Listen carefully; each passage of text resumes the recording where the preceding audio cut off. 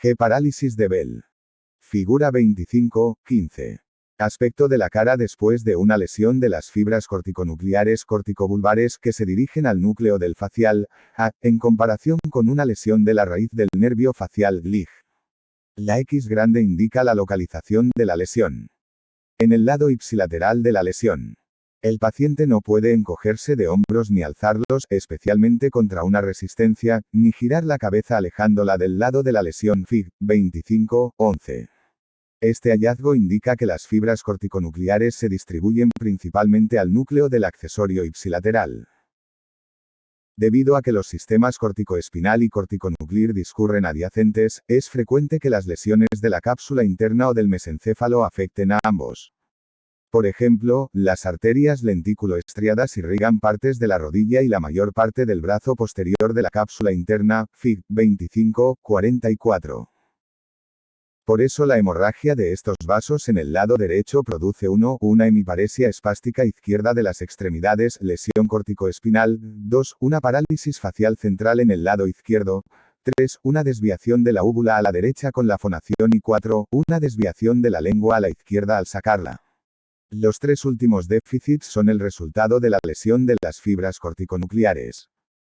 Los efectos sobre los músculos trapecio y esternocleidomastoideo son variables, pero, si existen, suelen afectar a los músculos ipsilaterales con respecto a la lesión de las fibras corticonucleares, FIX.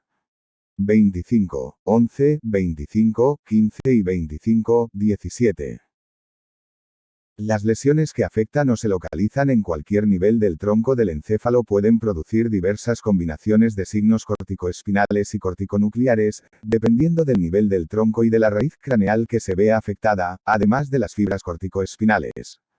Un ejemplo es la herniación del uncus por la incisura del tentorio, Fig. 25, 18. El aumento de la presión intracraneal en un compartimento supratentorial fuerza al uncus por encima del borde del tentorio hasta el mesencéfalo, dañando al nervio oculomotor y al pie peduncular de ese lado. El paciente presentará parálisis ipsilateral de la mayor parte de los movimientos oculares, diplopia y midriasis, lesión del oculomotor, y una hemiplegia contralateral, lesión de las fibras corticoespinales en el pedúnculo, Fig. 25, 18. Este es un ejemplo de una lesión que produce un síndrome de Weber, tabla 25, 1. En pacientes con signos corticoespinales acompañados de signos de los nervios craneales en el lado opuesto del cuerpo hay que tener en cuenta dos datos importantes. En primer lugar, que estos déficits. Figura 25, 16. Desviación de la úvula y de la lengua tras una lesión de fibras corticonucleares, a la derecha que envían proyecciones al núcleo ambiguo y al núcleo del hipogloso izquierdos, A, y desviación solo de la úvula a consecuencia de una lesión de la raíz del vago derecho, B y C. La X grande indica el lado de la lesión en A. Obsérvese en A que la úvula se desvía hacia el lado de la lesión corticonuclear, alejándose del lado débil, y que la lengua se desvía alejándose del lado de la lesión corticonuclear, pero hacia el lado débil. Compárese la desviación de la lengua con la figura 25, 17. En B y C la lesión está en el lado derecho del paciente, está afectado el lado derecho del paladar y la úvula se desvía a la izquierda en reposo, B, y con la fonación, C. B y C cortesía del Dr. James Corbett. Alternos o cruzados son característicos de las lesiones del tronco del encéfalo. En segundo lugar, que el déficit de un nervio craneal es el mejor signo topográfico, ya que junto con el déficit de una vía larga, la corticoespinal en este ejemplo, proporciona la localización más precisa de la lesión. Hecha esta distinción con respecto al signo topográfico, es importante darse cuenta de que existen ejemplos de lo que se llama córtex motor, acial, MS, ambiguo, núcleo, lengua hiatus cero. Músculos débiles. Amígdala palatina. Figura 25, 17. Parálisis de la lengua por lesión en el lado izquierdo. La extirpación de un ganglio linfático del lado izquierdo del cuello, A, flecha, ocasionó una lesión inadvertida de las fibras periféricas del nervio hipogloso de ese lado. La lengua se desvía a la izquierda, lado de la lesión, al sacarla, B. Cortesía del Dr. James Corbett. Signos topográficos falsos. Se trata de casos en los que los signos son contrarios a lo que cabría esperar. Un ejemplo es el síndrome de Kernohan, que también se conoce como fenómeno de la escotadura de Kernohan. Se trata de una variante de la herniación uncal contra el mesencéfalo, Fig. 25-19. En una lesión de Kernohan, el uncus herniado desplaza el mesencéfalo y el pie peduncular contra el borde del tentorio hacia el lado contralateral con respecto a la herniación, Fig. 25-19. Esto puede ocasionar una parálisis oculomotora y una hemiplegia de las extremidades, ambas en el lado de la herniación, Fig. 25-19. La parálisis oculomotora indica una lesión de la raíz del nervio oculomotor por avulsión de la raíz o por compresión de sus vasos sanguíneos, con la consiguiente necrosis de la raíz, en el lado de la herniación, y la hemiplegia se debe a que el pie peduncular se ve forzado contra el borde del tentorio en el lado contralateral, con la consiguiente lesión de las fibras corticoespinales de ese lado, Fig. 25-19. En este ejemplo, parálisis oculomotora ipsilateral más hemiplegia ipsilateral, la hemiplegia es un signo topográfico falso. La combinación de déficits oculomotores y corticoespinales indica que la herniación del uncus puede ser la causa subyacente de estos síntomas.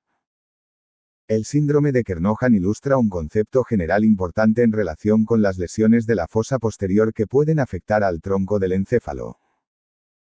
Las lesiones del tronco del encéfalo, mesencéfalo, puente y bulbo, pueden desplazarlo a un lado, dañar las raíces de los nervios craneales ipsilaterales, P, EJ, de los nervios oculomotor, trigémino, facial, hipogloso, y dañar a las vías largas del lado contralateral por compresión del tronco contra estructuras óseas o meníngeas. El resultado es que el paciente presenta signos de los nervios craneales y de vías largas en el mismo lado del cuerpo.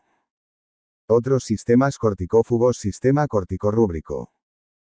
Las proyecciones corticales que llegan al núcleo rojo proceden principalmente de las áreas 4 y 6, y en menor medida de las áreas 5 y 7.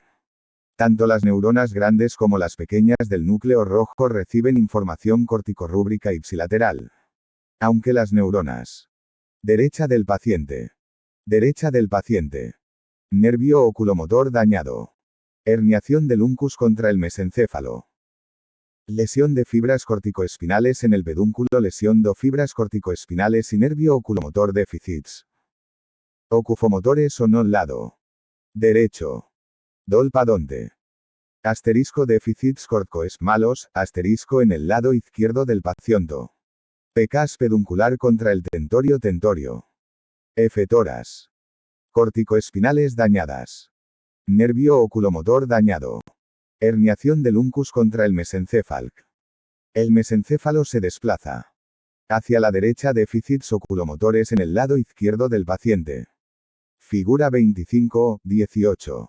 Herniación del uncus en el lado derecho del paciente que lesiona el nervio oculomotor y las fibras corticoespinales del pie peduncular, ambos en el lado de la herniación. El resultado son déficits oculomotores y corticoespinales alternos. Déficits corticoespinales. En el lado izquierdo del paciente. Figura 25-19. Herniación del uncus en el lado izquierdo del paciente. El mesencéfalo se desplaza hacia la derecha, presionando el pie peduncular contra el borde del tentorio derecho, y al mismo tiempo traccionando o dañando el nervio oculomotor izquierdo. El resultado son déficits oculomotores y corticoespinales en el mismo lado del cuerpo. Esto es característico del síndrome de Kernohan. Del tracto piramidal aportan algunas colaterales al núcleo rojo. Muchos axones corticorrúbricos no son colaterales de fibras del tracto piramidal. En general, la proyección corticorrúbrica, rubroespinal está organizada topográficamente. Por ejemplo, la región de la extremidad superior del córtex mi se proyecta en células del núcleo rojo que, a su vez, envían sus axones a segmentos cervicales contralaterales de la médula espinal, V, Fix. 24, 8 a 24, 10. Dado que el sistema rubroespinal influye principalmente en la musculatura flexora, puede que esta vía sea complementaria de la función del tracto corticoespinal. Se sabe por estudios experimentales que la sección de las fibras corticoespinales en la pirámide vulvar no impide a los animales andar, escalar y coger los alimentos, pero sí llevar a cabo movimientos finos y hábiles con los dedos. Este hallazgo indica que el sistema corticorrubroespinal puede compensar parcialmente la pérdida del tracto corticoespinal. Además, En un paciente con rigidez de decorticación, la flexión de las extremidades superiores indica que el núcleo rojo y el tracto rubroespinal están intactos. Si la lesión supratentorial causante de la decorticación se extiende por la incisura del tentorio y lesiona el mesencéfalo, las extremidades superiores flexionadas pasan a estar extendidas, es una señal de la destrucción del núcleo rojo y de las fibras rubroespinales, y el inicio de la postura de descerebración. El núcleo rojo también recibe información de los núcleos interpósitos y lateral-contralaterales del cerebelo, v-Cap. 27. En consecuencia, esta población de motoneuronas superiores del tronco del encéfalo, que es relativamente pequeña, es capaz de integrar señales de las áreas del córtex cerebral y del cerebelo relacionadas con el movimiento. La información de los núcleos interpósitos es excitadora, y esta proyección puede formar parte de un circuito especializado para el control rápido o el ajuste de los movimientos, basándose en el procesamiento sensitivo a cargo del cerebelo. Sistema córtico-reticular. Los núcleos del puente y del bulbo que originan los tractos reticuloespinales reciben aferencias del córtex premotor y, en menor medida, del córtex motor suplementario. Como los sistemas reticuloespinales afectan principalmente a los músculos extensores, tanto a los extensores paravertebrales como a los extensores de las extremidades, puede que el sistema córtico-reticuloespinal proporcione al córtex los medios para influir en la musculatura extensora en paralelo con su regulación de los músculos flexores, v-Fix. 24, 8 a 24, 10. Los núcleos cerebelosos se proyectan a las áreas de la formación reticular relacionadas con el movimiento, dotando así a la musculatura extensora de una influencia cerebelosa. Sistema córtico-pontino. Los axones de casi todas las regiones del córtex cerebral contribuyen a la proyección córtico-pontina, una vía particularmente bien desarrollada en el cerebro humano. Aunque la mayor parte de estas fibras se origina en áreas relacionadas con el movimiento y en el córtex somatosensitivo, las regiones no motoras del lóbulo frontal y del córtex asociativo parietal, temporal y occipital también aportan fibras. Los axones corticopontinos descienden por la cápsula interna y se continúan por las partes mediales y laterales del pie peduncular. Las fibras frontopontinas ocupan una posición medial, y las parietopontinas, las occipitopontinas y las temporopontinas lateral. Estas proyecciones corticopontinas hacen sinapsis en los núcleos de la porción basilar del puente ipsilaterales. Aunque la mayor parte de las neuronas de los núcleos del puente envían sus axones al cerebelo contralateral por el pedúnculo cerebeloso medio, existe una notable proyección pontocerebelosa ipsilateral. A pesar de que no se conoce del todo la función de este enorme sistema córtico-pontocerebeloso, no hay duda de que interviene en aspectos del control motor. Pero en estudios realizados en seres humanos se ha demostrado que el cerebelo también está activo durante la solución de problemas mentales y al realizar funciones de lenguaje interno no vocal. Este hallazgo, junto con los experimentos realizados en animales en los que se demostró la presencia de interneuronas de circuito local en los núcleos del puente, implica que el sistema córtico-pontino es una vía de comunicación importante entre el córtex cerebral y el cerebelo, estructuras que no están conectadas directamente en el encéfalo maduro. Córtex motor y control del movimiento. Según el punto de vista clásico del control del movimiento voluntario, las diversas áreas del córtex cerebral relacionadas con el movimiento actúan de forma jerárquica. Se llegó a pensar que el córtex motor primario constituía el nivel más alto de esta jerarquía, y que por ella salía la información de las demás áreas del córtex. Hallazgos recientes indican que las áreas corticales relacionadas con el movimiento distintas a mí y sus respectivas proyecciones descendentes llevan a cabo las tareas necesarias para planificar y ejecutar un movimiento en paralelo con mí y sus proyecciones descendentes. Córtex motor primario. Recuérdese que el córtex motor primario, MI, está organizado con arreglo a un mapa somatotópico detallado del cuerpo, Fig. 25.2, y que muchas fibras corticoespinales se originan en las neuronas piramidales de su capa V. ¿Cuál es la contribución de esta área al control del movimiento? Al igual que otras áreas corticales, tales como el córtex estriado y el somatosensitivo primario, MI está organizado en una serie de módulos o columnas verticales. La microestimulación de MI puede producir movimientos discretos de músculos individuales. Por ejemplo, la estimulación de una columna vertical del área de la MI correspondiente a la mano puede producir la flexión de un dedo, Fig. 25-20. Las neuronas de una misma columna reciben retroalimentación somatosensitiva de la franja de piel del lado palmar glabro del dedo, que es el área que entraría en contacto con una superficie cuando se dobla el dedo, como se hace para coger un objeto. Estas conexiones forman parte de circuitos reflejos de larga latencia. La información sensitiva llega a mí desde los sistemas somatosensitivos ascendentes indirectamente a través de sinapsis en el tálamo y en el córtex somatosensitivo primario, de donde se deduce que las motoneuronas corticales están informadas del resultado de su orden.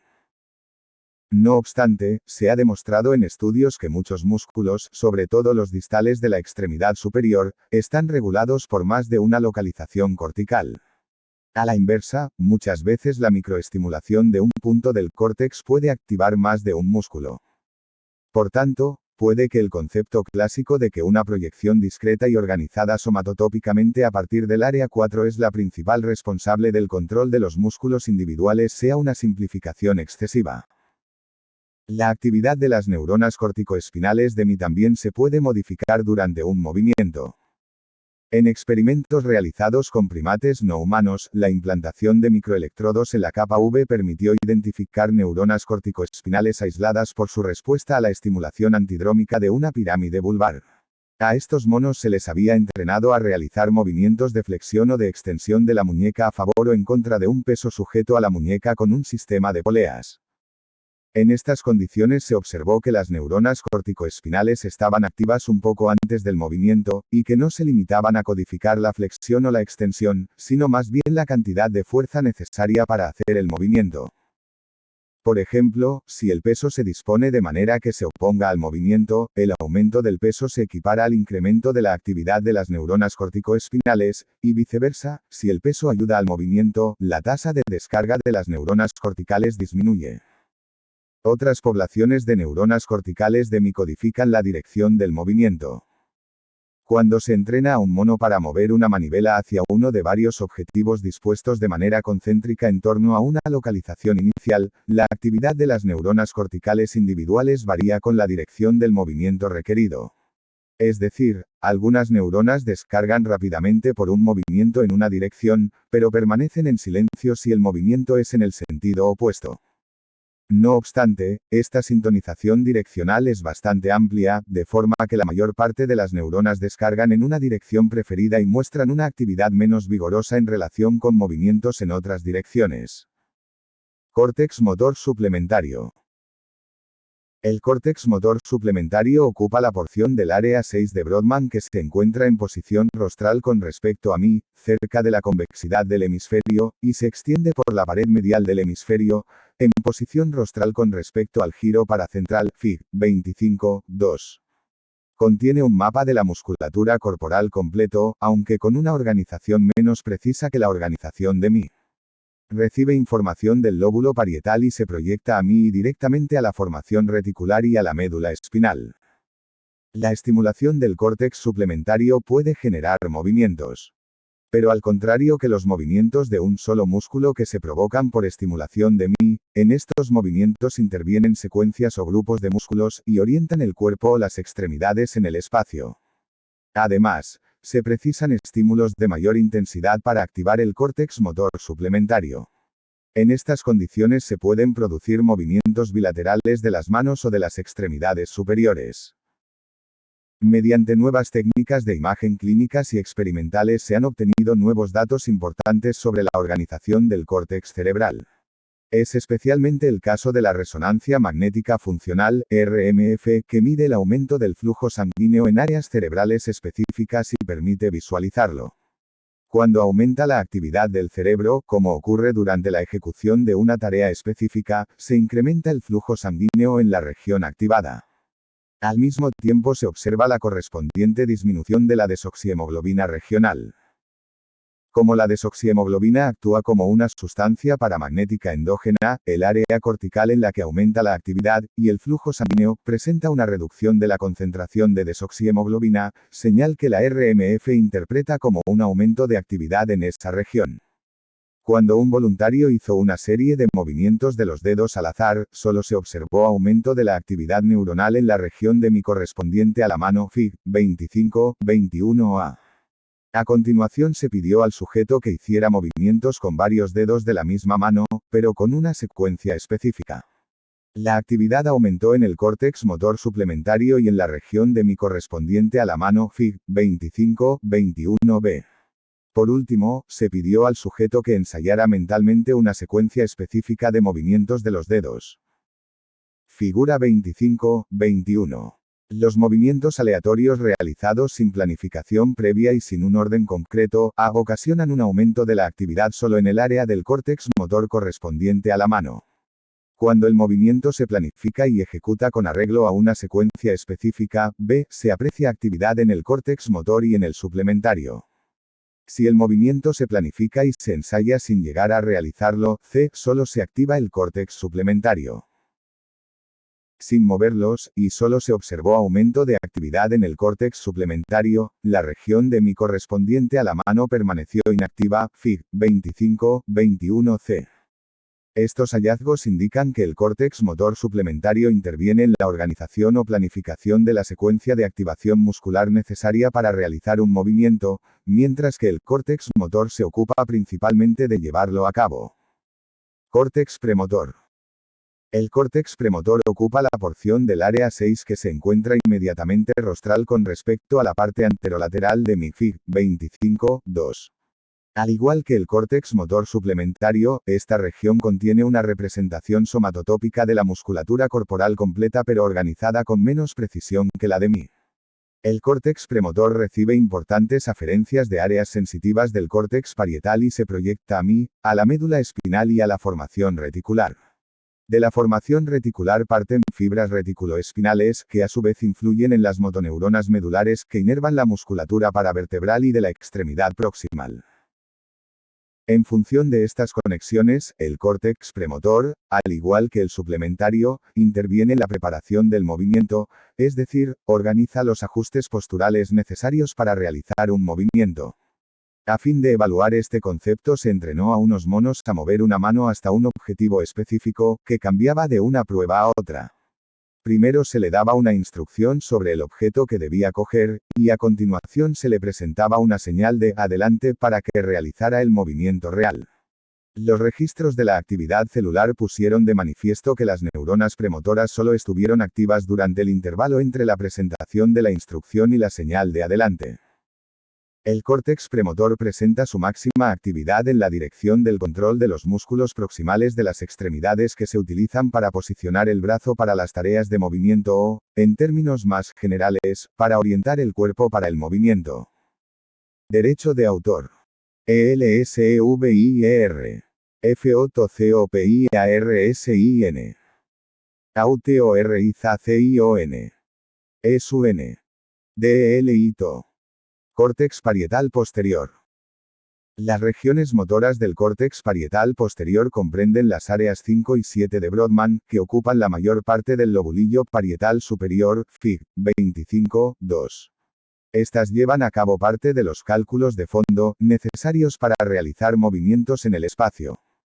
Para organizar este movimiento es necesario comparar la información de diversos sistemas sensitivos, para crear un mapa del espacio y calcular la trayectoria necesaria para que una parte del cuerpo alcance su objetivo. El área 5 recibe extensas proyecciones del córtex somatosensitivo e información del sistema vestibular, mientras que el área 7 procesa la información visual relacionada con la localización de los objetos en el espacio. Ambas áreas envían fibras principalmente al córtex suplementario y premotor, y tienen pocas proyecciones medulares y troncoencefálicas. Los experimentos realizados con monos aportan los mejores datos sobre la función de las áreas 5 y 7. En el área 5, las neuronas de proyección del brazo se activan solo cuando el mono dirige el brazo hacia un objeto específico de interés. No están activas cuando el mono realiza el mismo movimiento con el brazo pero el objeto no está presente. Las neuronas de manipulación con la mano solo descargan cuando la mano explora un objeto de interés. En el área 7 hay muchos tipos de neuronas diferentes. Uno de ellos, el de neuronas de coordinación ojo-mano, se activa con fuerza cuando los ojos se fijan en un objetivo y la mano se acerca a él. Córtex motor cingular. Dos agrupaciones de neuronas corticoespinales se asocian al giro cingular, Fig. 25.2. Una ocupa el borde inferior del surco cingular, y la otra, un poco más caudal, ocupa los labios superior e inferior del surco cingular. Cada una de ellas presenta una organización topográfica con respecto a sus proyecciones medulares, y cada una de ellas proyecta, además, al córtex motor primario. Se sabe poco sobre la función de estas áreas, aparte de que su estimulación produce efectos motores. Debido a su proximidad al córtex límbico, estas motoneuronas pueden intervenir en movimientos que tengan un componente motivacional o emocional intenso. Influencias cerebelosas y del globo pálido. Los núcleos basales y el cerebelo desempeñan funciones esenciales en el control del movimiento por medio de su interacción con las áreas del córtex cerebral relacionadas con el movimiento. Aunque estas vías se detallan en los capítulos 26 y 27, aquí resumimos sus relaciones generales. Los núcleos cerebelosos y el globo pálido se proyectan principalmente en sus propias regiones espacialmente separadas, en los núcleos ventral anterior, ventral lateral y porción oral del núcleo ventral posterolateral del tálamo dorsal. Estas regiones del tálamo llamadas motoras originan proyecciones talamocorticales hacia mí y el área motora suplementaria.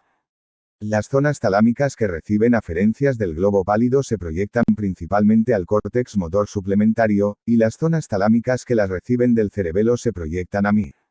No está claro el grado de separación de estas dos vías de comunicación. Por tanto, las señales que se transmiten por los sistemas corticoespinal y corticonuclear pueden ser modificadas por señales que llegan al córtex procedentes del cerebelo, de los núcleos basales y del tálamo. Comparación entre la organización jerárquica y el procesamiento distribuido en paralelo en el sistema motor. Hasta hace poco tiempo se solía pensar que era posible describir satisfactoriamente el control del movimiento voluntario con el esquema jerárquico que se muestra en la figura 25.22, en el que se aprecia que las motoneuronas inferiores y sus interneuronas asociadas se ven influidas por circuitos de retroalimentación sensitiva periférica. Jerarquía del sistema motor.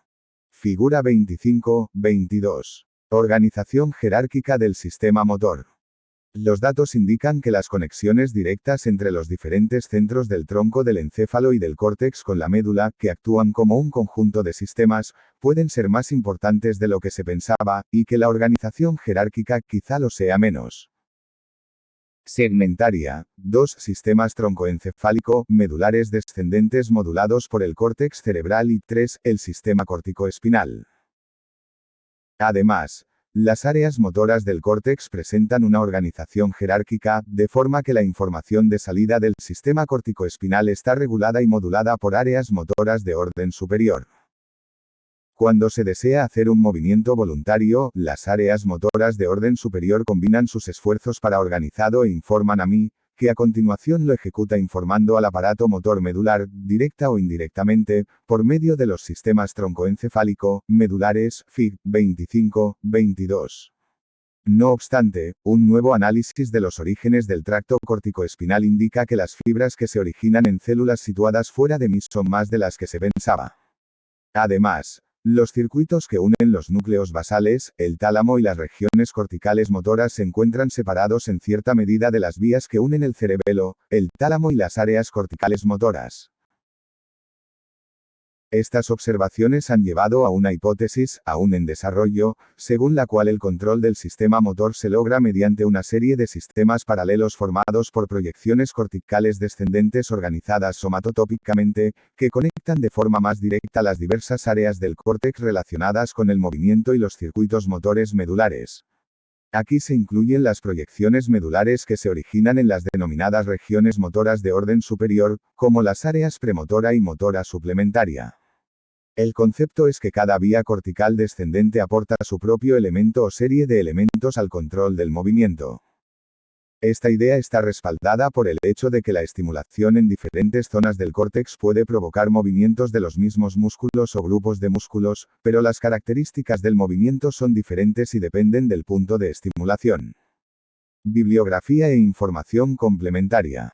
La lista completa está